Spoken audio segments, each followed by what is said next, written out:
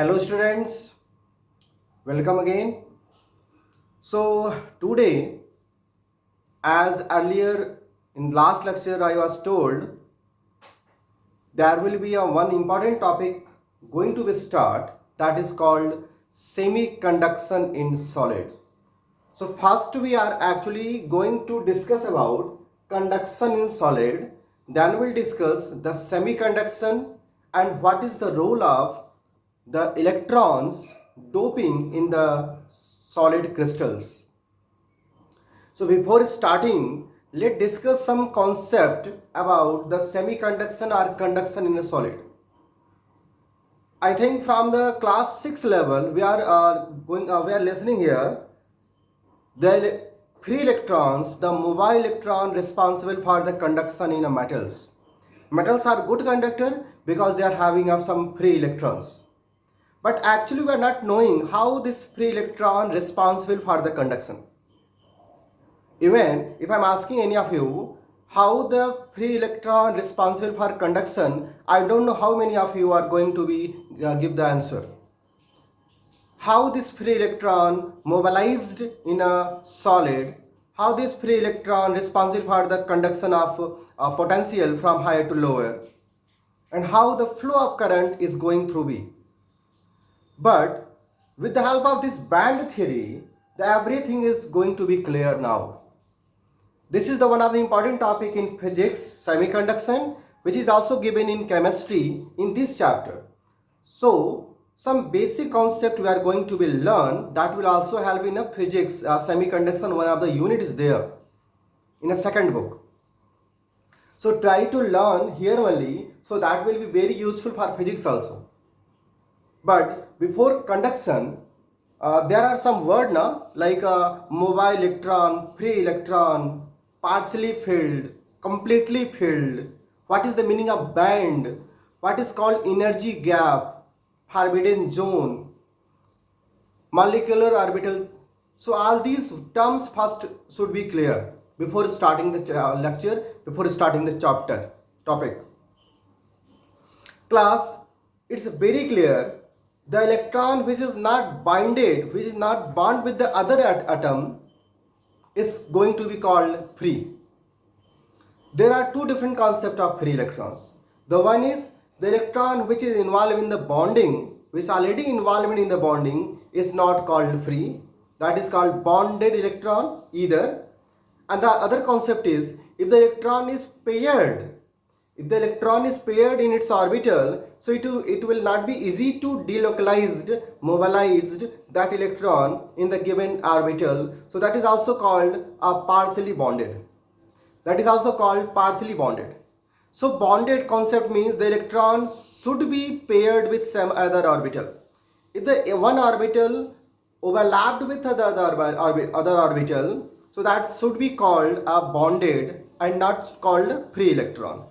Free electron actually a single concept that should be come in our mind, that is electron, the electronic orbital, the atomic orbital must be having some unpaired electron, and that unpaired electron are actually can mobilized from one level to another level. That atomic orbital may be conduct for the one level to other level. So that should be called free electrons.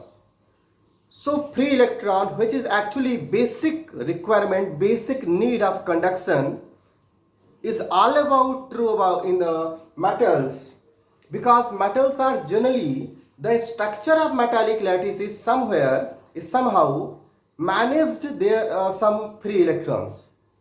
In the case of metals, the conductivity rate is very high. You can see the conductivity is about 10 to the power 8 ohm inverse centimeter inverse. But in the case of insulator and semiconduction, the same conductivity is very low. So typically the insulator and semiconductor means which is not used for the conduction, the electrical conduction. Insulator, you can see the conductivity rate is very low, the 10 to the power minus 12 ohm inverse centimeter inverse. And in semiconduction, the conductivity rate fluctuates from 10 the power minus 5 to 10 the power 6 ohm inverse and centimeter inverse, depending upon what amount of electrons are free in semiconductor. So we will discuss about this also, because this is the one actually topic in this chapter. Metals and insulator. First we will discuss about metals and insulator. What is the basic requirement, why the conductivity rate is very high in metals? As I said, the conductivity is actually depend upon what number of electrons, atomic orbitals are actually free. They can mobilize from one level to the another level. That is the one important needs.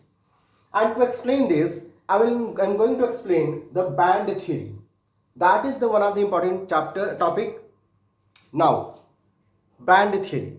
So band, actually first the term band is stand here. The actually atomic orbitals,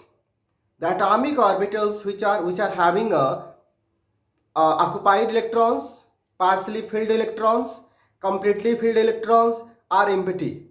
Means orbitals can be told as, if the orbitals is empty, called empty band. The band stand here orbital, okay? So orbital is may be empty also, empty band. Orbital may be partially filled, called partially filled band. Orbitals may be overlapped with any other orbital, called overlapping band.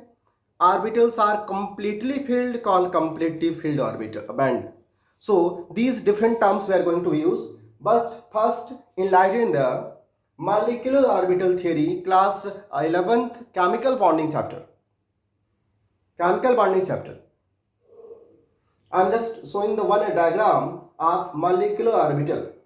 You can see the atomic orbitals, the different atomic orbitals are actually overlapped together to form two different anti-bonding and bonding molecular orbital.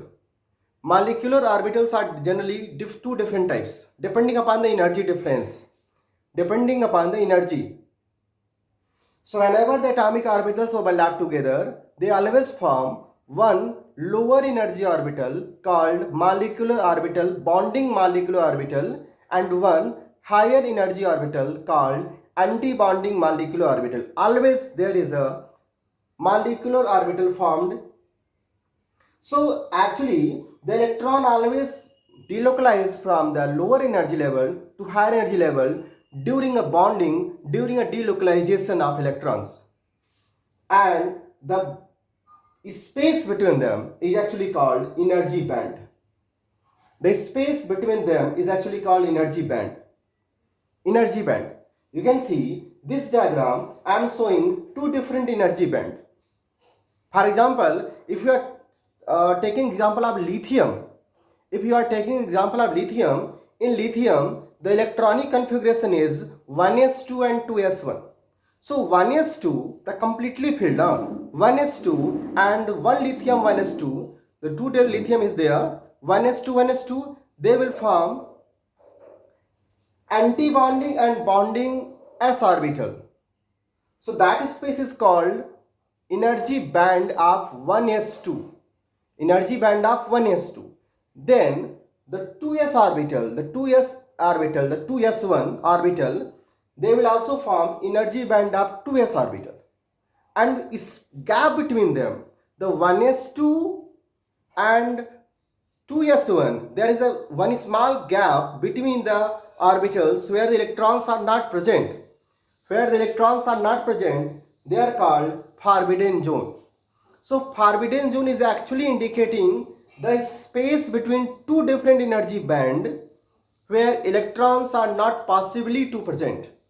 Where the electrons are not possibly to present. And if electron will jump from one level to another level, that will depend upon what is the energy between, what is the energy gap between that the two different energy band. So forbidden zone, actually the space between two different energy band, which indicating there will not be any electron present and will not involve any type of conduction. Conduction word always present, always depend upon energy band, because electrons are present in there only. Depending upon bonding or anti-bonding, that is not the matter. Electron either present in bonding or in bonding and anti-bonding, but that energy band is always having a possibility to take out, to occupy the electrons, and which is involved in the conduction. And two different energy band, the difference between them is called forbidden zone. The energy gap indicated by delta E naught, the energy gap between two energy band, which is responsible for the electron will jump from one level to another level or not possibly to jump. So first, the molecular orbital theory proved that, indicating that what is the meaning of energy band? The space between bonding to anti-bonding where electron possibly present. Forbidden zone, the space between two energy bands where electrons are not possibly present. Molecular orbitals, when atomic orbitals overlap together, they form a bonding molecular orbital, anti-bonding molecular orbital. These are the some terms. Then after, occupied band and empty band. Occupied band means electrons are present. Unoccupied band means electrons are not present. That is also called empty band. So the same diagram can be seen as like this. The same diagram will show like this also, empty band, conducting band. So one by one we'll discuss about with the help of metals, non-metals, and means insulator and semiconductors. This is the basic concept. And now take out this concept to learn, to explain what is the role of these energy bands in conduction of metals and non-metals. Class, in metals, there are two possibilities. First, there is a partially filled bands, partially filled orbitals and empty orbitals with a very low energy band, energy gap called forbidden zone, or there is no any difference of the empty band and partially filled band. The two possibilities are there in the case of metals. Even in metals there are always free electrons present. So due to the presence of that free electron, which can mobilized from lower energy band to the higher energy band easily and responsible for conduction.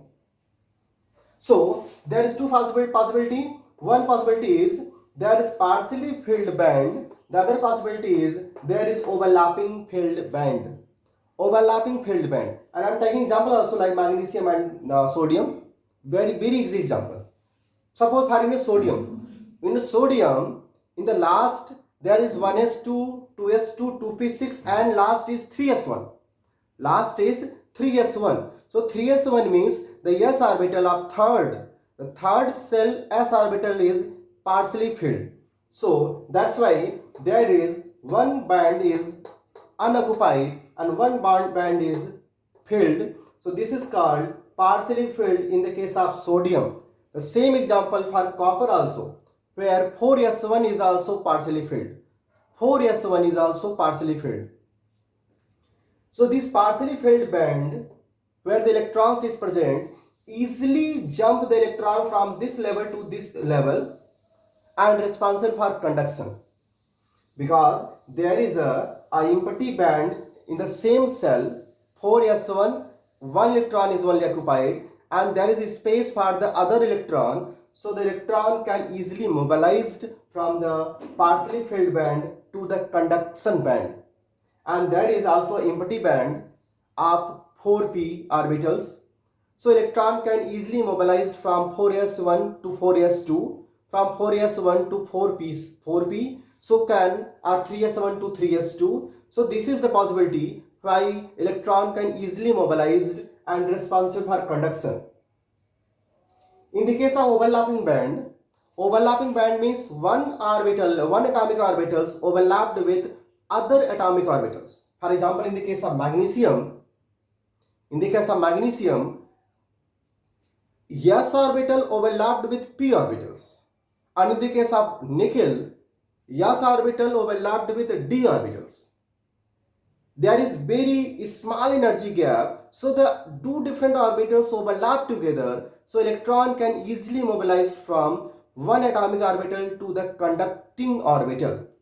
Conducting orbital means from where the electron jump from lower to the higher energy level, and which is responsible for the potential difference. Responsible for potential difference. So you can see the conducting band, the conducting the uppermost unoccupied molecular orbital. After conducting band, which is the lowest energy level, which is the difference, which is the smaller difference where the electron is not present, unoccupied molecular orbital. Unoccupied. We are actually using some word also. I am showing you. Actually, we are using word LUMO, lowest unoccupied molecular orbital, lowest unoccupied molecular orbital, and HOMO, highest occupied molecular orbital. Always electron jump from HOMO to LUMO. Always electron jump from HOMO to LUMO means highest occupied molecular orbital to lowest unoccupied molecular orbital, and gap between them is called a forbidden zone. Gap between them, HOMO to LUMO, HOMO to LUMO. So conducting band means the band or atomic orbital which actually conduct the electron from the lower level. Overlapping band means two different atomic orbitals overlapped together where electrons are filled actually. Partially filled band means where the electrons are singly occupied or unpaired occupied. So there is one empty possibility, empty band also there. So they are responsible for conduction. Even there is very low possibility of any energy gap, means there is actually very least possibility of forbidden zone, or negligibly any possibility of forbidden zone. So electron easily can jump from one level to another level and responsible for conduction. This is the case of metals. Why conductivity is very high? Why conductivity is very high? Because the highest occupied molecular orbital, HOMO, having some unpaired electrons, that is also free electron, which can easily jump from lowest unoccupied molecular orbital called conducting band and responsible for conduction in metals. In the case of insulator and semiconductor, as you can see, there is actually a completely filled orbitals. Completely filled orbitals. Completely filled orbitals, and the second, the lowest unoccupied molecular orbital, there is very large energy gap. There is very large energy gap. The conducting band and filled band, there is a large energy gap. Delta E naught is very large, which is called forbidden zone. So electron is not possibly to jump from completely filled to empty orbitals. Because of large energy gap, electron is not easily jump from lower to higher level, so they will not participate in the conduction, and that's why they are called insulator. The conductivity is very low because the conducting band and occupied molecular orbital, there is very large energy gap.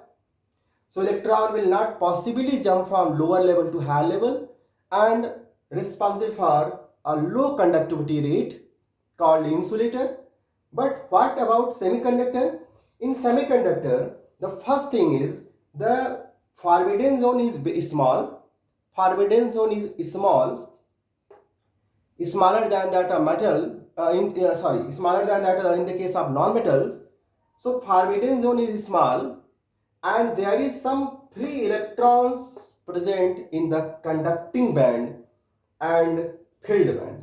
Some free electrons due to the any other reason. We are actually doping the electron from the outside. So semiconductor, the first possibility, there is very small energy gap between filled orbital and empty orbital. A small energy gap means forbidden zone is very low. So electron can jump from one level to another level if there is any free electron is present. So we are making semiconductor by mixing up two different elements, which will allow us some free electron in conducting in a filled orbitals and a conducting band, which is responsible for mobilization of electron from one level to the another level. So class, you have to be learn first thing. You have to be learn first one thing first. In the case of metals and non-metals, the basic difference is there is no any forbidden zone, because the empty band or conducting band and partially filled band and overlapping band are very near. There is no any difference of energy gap, or there is negligible energy gap between them. So electron can easily jump from occupied orbital to the empty band or a conducting band and responsible for conduction. The other thing is, in insulator there is large energy gap between the conducting band and filled band, so electron will not allow to jump from lower level to higher level and not responsible for any conduction. In semiconduction there is a small energy gap between filled band and empty band, so if there is any electron present as a free, they can jump easily. So we can make semiconductor by availability of some free electron. That will be my next lecture. In the next lecture I will explain about what is the how to make a semiconductors and how this small energy gap forbidden zone we are utilized in a conduction. So we are making some possibility where electron will be present, so can be jump from lower level to higher level and responsible for conduction. Overall, the band theory explain about what is the role of different orbitals. The filled orbital. There are two different types of filled orbital now. One is partially filled orbital. The one is completely filled orbital. I am repeating once again. Completely filled orbitals are not responsible for conduction. But if there is any possibility of unpaired electron, so that electron responsible for a conduction, because always conductivity depends upon the things when the electron can jump from occupied orbital to the unoccupied orbital. If the electron can jump, if the electron can mobilize from one level to the another level, that will be the responsible for the any type of conductivity. Conductivity always depend upon the thing where you can see how the electron can jump from partially filled to the empty band, how the electron can jump from overlapping band to the conducting band, how the electron can possibly jump from the one filled orbital to the one conducting orbital, depending upon the availability of free electrons. If these things are not there, the conductivity will not be there. If the forbidden zone is very high, very large, the large energy gap between the conducting band and filled band, so electron will not possibly jump, which is not responsible for any conduction in the case of insulator. That is the reason. Forbidden zone means the energy gap between two different energy bands where the electron is not possibly present. Energy band means where the electrons are actually mobilized from one level to the another level and responsible for conduction. They are called energy band. Like in a bonding and anti-bonding, the space between them is called energy band, because electron can jump from one level to bonding to the another level of anti-bonding. So this is all about the presentation of band theory. So try to learn first band theory, draw all the diagrams in your classwork copy, in your note copy, and if there is any problem, I can discuss one more time. If there is any problem, try to ask me what is the problem in there, because this is one of the important topic in chemistry and physics as well. So chemistry, band theory, that will now I am using the role of band theory in a semiconduction, because the actual topic is in chemistry, the actual topic is what is semiconductor, what is the type of semiconductor, N type, P type, NPN type, PNP type. So all these type of semiconduction we'll discuss in the next lecture. But before that, try to learn the utilization and importance of that band theory with the help of different diagrams. In the case of metals, in the case of insulator, in the case of semiconductor, and role of molecular orbital theory or diagram in this band theory. In next lecture, we'll discuss about the semiconduction and different types of semiconduction and how this band theory utilized or roll out in the semiconduction. Okay, so before that, learn this and we'll meet in the next lecture. I'm leaving the screen, take a screenshot and make a diagrammatic representation of this. Okay, fine. Okay, good day.